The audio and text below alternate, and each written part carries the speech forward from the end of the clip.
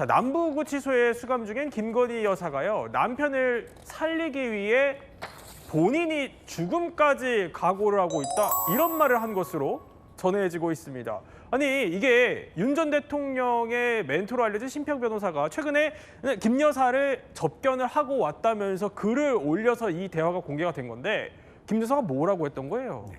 접견실에 앉자마자 대뜸 심평 변호사에게 김 여사가 이렇게 말을 했다고 합니다. 제가 죽어버려야 남편 살 길이 열리지 않을까요?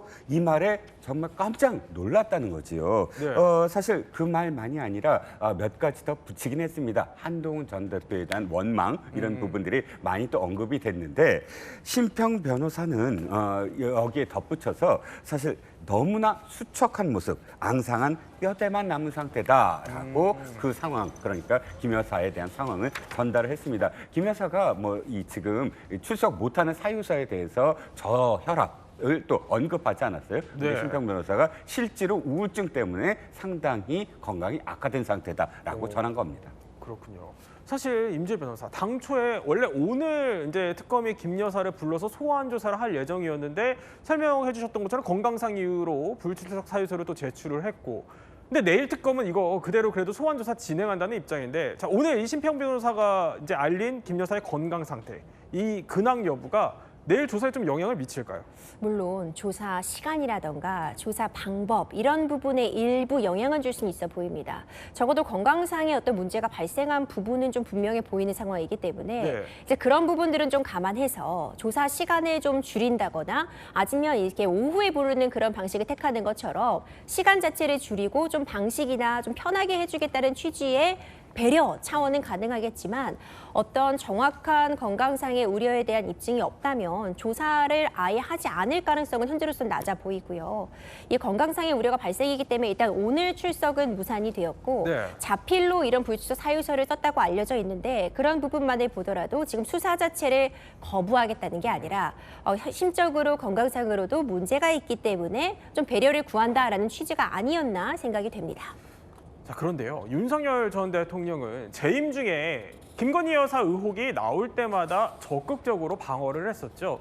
이 모습 한번 이어보고 나눠보겠습니다. 뭐 공직자는 물론 아닙니다만은 대통령 부인이 대통령을 좀 도와서 어쨌든 선거도 좀 잘 치르고 국정도 남들한테 좀 욕 안 얻어먹고 좀 원만하게 잘 하기를 바라는 그런 일들을 국정농단이라고 그런다면은 그거는 국어사전을 좀 다시 좀 정리를 해야 될 것 같다는 생각은 좀 들고요. 국민 여러분께 저같이 아무것도 아닌 사람이 이렇게 심려를 끼쳐서 진심으로 죄송합니다. 자, 근데 김 여사가 지금까지 한 말을 저희가 쭉 종합을 한번 해봤어요. 보면은, 그러니까 본인은 아무것도 아닌 사람이다. 또 조사를 받는 도중에도 이런 얘기를 한 것으로 알려졌죠. 내가 남편하고 다시 살 수 있을까? 이 얘기를 변호인단한테 한 것으로 전해지고요. 급기야 심평 변호사를 통해서 본인이 죽어야 남편이 살 길이 열리지 않을까? 이런 얘기까지 했다는 건데, 임재 변호사, 변호 많이 해보셨을 텐데 이렇게 좀 자신을 한껏 낮추는 발언들이 어떤 좀 속내가 있다고 보세요? 물론 두 가지 해석이 다 가능합니다. 말 그대로 정말 본인을 낮추고 있는 표현이라고도 해석이 됩니다. 네. 일단 국민들 앞에 어떤 이유에서든 지금 이런 논란의 대상이 됐다는 부분에 대해서 사죄하겠다는 측면에서 본인이 아무것도 아닌 사람임에도 불구하고 이렇게 시끄럽게 해서 소란스럽게 해서 죄송하다라는 취지로 물론 해석이 가능하고요. 두 번째로는 이런 발언들 역시도 어떤 앞으로 있을 방어권 행사, 재판을 염두에 했다고 본다면 네. 당연히 해야 하는 발언이라고도 평가가 됩니다. 그래요? 왜냐하면 지금 문제되고 있는 대부분의 혐의들이 네. 무언가 청탁을 받았고 그에 대한 금품을 받았고 주가 조작에 가담했고 이 과정에서 사실상 김건희 씨는 공무원이 아닙니다. 대통령의 배우자의 지위였기 때문에 네. 어떤 청탁에 대해서 내가 영향력을 끼칠 수 있는 지위는 아니었기 때문에 뇌물죄 같은 부분에 구성이 되려면 윤석열 전 대통령과 공범으로 묶여야 되는 그런 상황입니다. 이제 그런 부분들을 강조해서 어떤 청탁을 나에게 한다는 것 자체가 말이 되지 않는다. 나는 그런 청탁을 들어줄 수 있는 지위에 있는 사람이 아니다라는 점을 앞으로 진행될 방어 논리의 그 톤과 맞춰서 네. 반복적으로 하고 있는 것이 아니냐. 아니냐라는 해석도 충분히 가능한 상황입니다.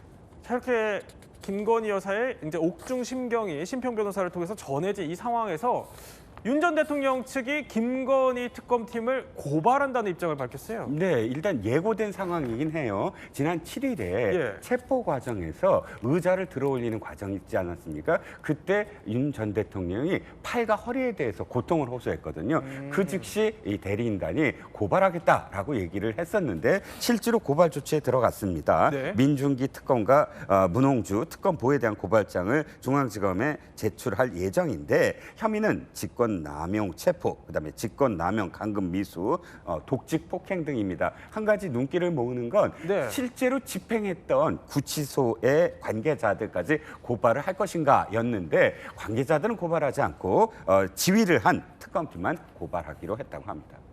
자, 심평 변호사는요. 김 여사 접견에 앞서서 사실 윤 전 대통령도 보고 왔었습니다.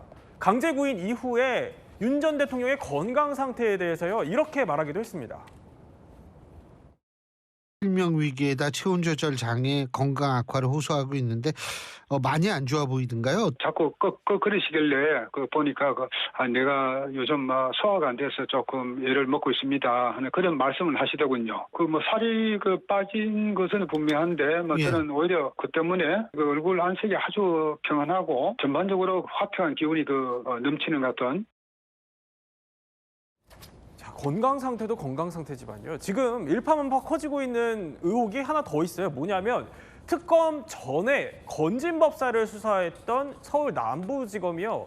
건진법사 집에서 확보한 관봉권의 띠지를 잃어버렸다는 얘기 저희가 어제 전해드렸는데 이거에 대해서 이종근 평론가, 대검찰청이 본격적으로 감찰에 착수했어요? 네, 그렇습니다. 의혹이 굉장히 꼬리를 물고 물리는 그런 과정이거든요. 네. 자, 지난번에도 제가 설명을 드렸지만 지금 그 건진법사의 집을 압수수색하는 과정에서 1억 6천만 원의 현금을 확보했는데 그중에 5천만 원이 관봉권이었다고 합니다. 관봉권은 말씀드렸지만 이게 기관, 그러니까 특히 한국은행이 시중은행에 보내는 돈, 그러니까 네. 이것을 띠지로 10장씩 묶고 10다발씩 하나의 비닐봉투에 넣어서 거기에 이제 쓰는 겁니다. 저렇게요? 지금 저렇게 네. 써서 관봉권이고 한국은행에서 언제 기간이 나오고 담당자가 나옵니다. 그리고 어디에 가는 거다. 책임자, 발권국 이렇게 해서 이것이 어디에서 어디로 가는 건지의 어떤 그런 그 기록이 남아 있거든요. 네. 그런데 남부지검, 이것을 압수수색한 남부지검이 이렇게 변명을 합니다.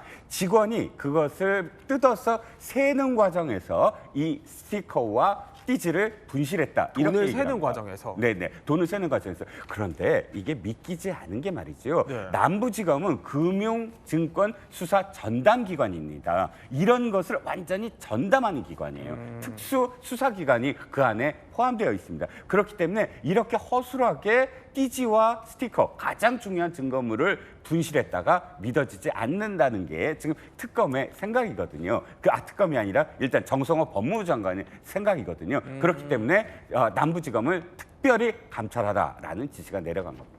근데 파장이 계속 커지고 있어요. 법조계에서 이거 어떻게 봅니까?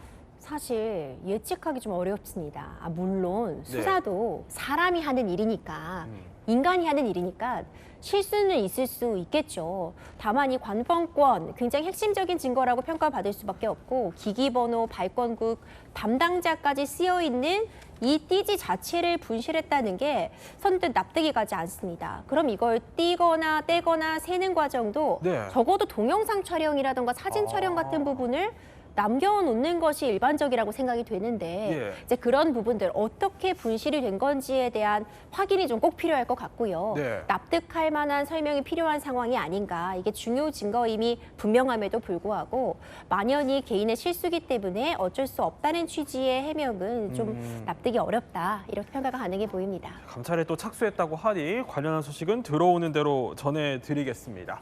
자, 특검이요. 또 한 가지 소식을 더 전해드리면 앞서 건진법사 전 씨에 대해서 구속영장을 청구했다는 소식 전해드렸는데 이게 법원의 영장 심사가요. 내일 오전 10시에 열린다고 합니다. 관련한 이야기는 내일 계속해서 전해드리도록 하겠습니다.